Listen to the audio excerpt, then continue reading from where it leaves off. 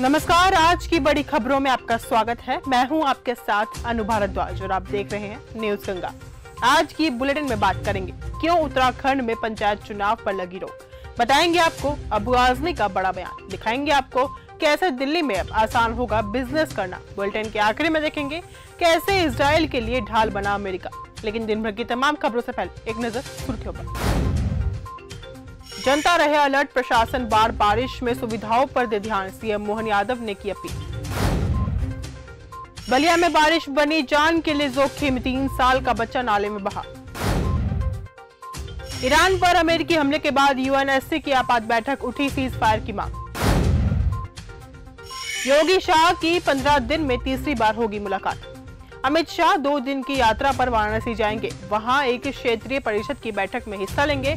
15 दिन में अमित शाह और सीएम योगी की ये तीसरी मुलाकात होगी। लाल बहादुर शास्त्री एयरपोर्ट पर शाह का भव्य स्वागत किया जाएगा। इसके बाद वे वाराणसी में कई मंदिरों के दर्शन करेंगे। इस बैठक में यूपी, उत्तराखंड, मध्य प्रदेश और छत्तीसगढ़ के मुख्यमंत्री समेत कई अधिकारी भी शामिल रहेंगे। अबू आजमी का बड़ा बयान। समाजवादी पार्टी के अध्यक्ष अबू आजमी एक बार फिर से अपने विवादित बयान की वजह से चर्चा में आ गए हैं। उन्होंने महाराष्ट्र की प्रसिद्ध वारी यात्रा को लेकर एक विवादास्पद बयान देकर नया राजनीतिक तूफान खड़ा कर दिया है। उनका कहना है कि यात्रा के चलते सड़कों पर जाम लग जाते हैं और जिससे आम लोगों को परेशानी होती है। पूर्व सीएम की गाड़ी से कुचला गया युवक। आंध्र प्रदेश के पलनाडु जिले में एक बेहद दुखद घटना सामने आई है, जहां वाईएसआर कांग्रेस पार्टी के 55 वर्षीय समर्थक की मौत हो गई। यह हादसा उस वक्त हुआ जब पूर्व मुख्यमंत्री वाईएस जगन मोहन रेड्डी के काफिले पर समर्थक फूल बरसाने की कोशिश कर रहे थे, लेकिन फिसलकर वाहन के सामने आ गए। पूर्व सीएम की फॉर्च्यूनर गाड़ी से टकराने के बाद वो गंभीर रूप से घायल हो गए और अस्पताल ले जाते समय उन्होंने दम तोड़ दिया। सपा के बयान पर मनोज पांडे को आई हंसी।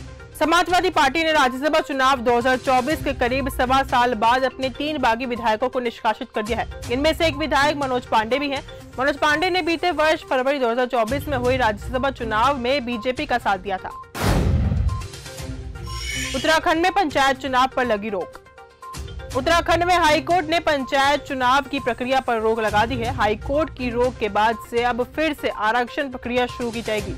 एडवोकेट दुष्यंत बनाली ने बताया कि नैनीताल हाई कोर्ट ने मंगलवार तक उत्तराखंड में चुनाव प्रक्रिया पर रोक लगा दी है। बलिया में बारिश बनी जान के लिए जोखिम।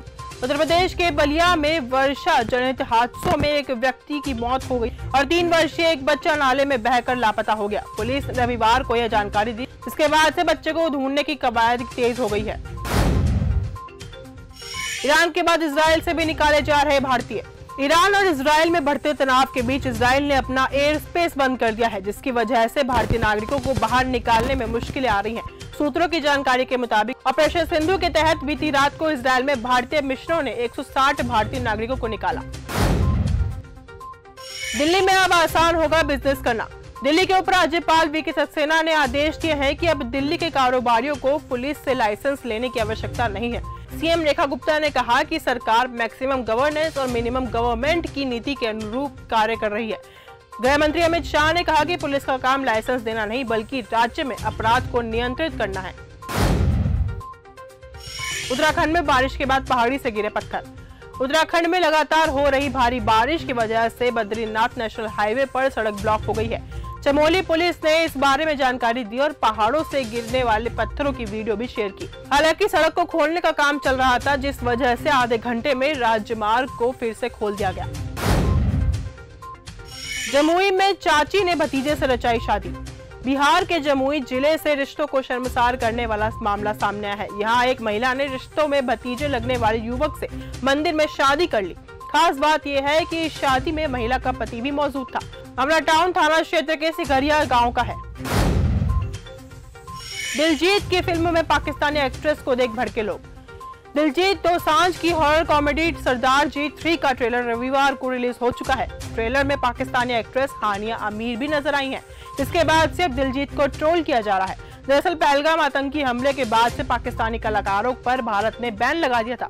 वहीं सरदार जी 3 के ट्रेलर से हानिया को देखकर फैंस भड़क गए हैं। शाहरुख खान का डॉगी बना स्टार। बॉलीवुड के किंग शाहरुख खान सिर्फ फिल्मों में नहीं बल्कि रियल लाइफ में भी अपने दमदार अंदाज और प्यारे बिहेवियर से अपने फैंस का दिल जीत लेते हैं। हाल ही में उनका एक वीडियो तेजी से वायरल हो रहा है, जिसमें वो अपने क्यूट से डॉग के साथ मुंबई की सड़कों पर ड्राइव पर निकलते हुए नजर आ रहे हैं।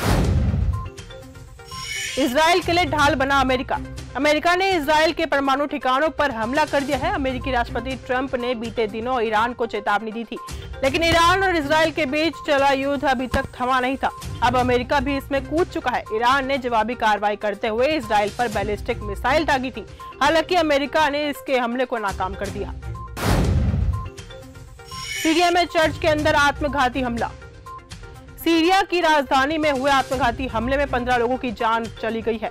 यह हमला उस समय हुआ जब लोग एलियास चर्च के अंदर प्रार्थना कर रहे थे। बड़ी बात यह है कि हमला राजधानी के उस केंद्र में हुआ जिसे सीरिया का सबसे सेफ इलाका माना जाता है।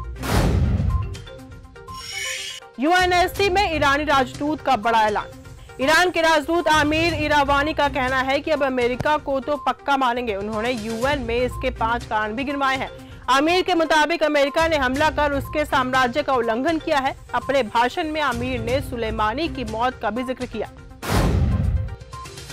तो फिलहाल आज के इस बुलेटिन में सिर्फ इतना ही। देश और दुनिया की तमाम खबरों के साथ ऐसे ही जुड़े रहने के लिए देखते रहिए न्यूज़ गंगा। धन्यवाद।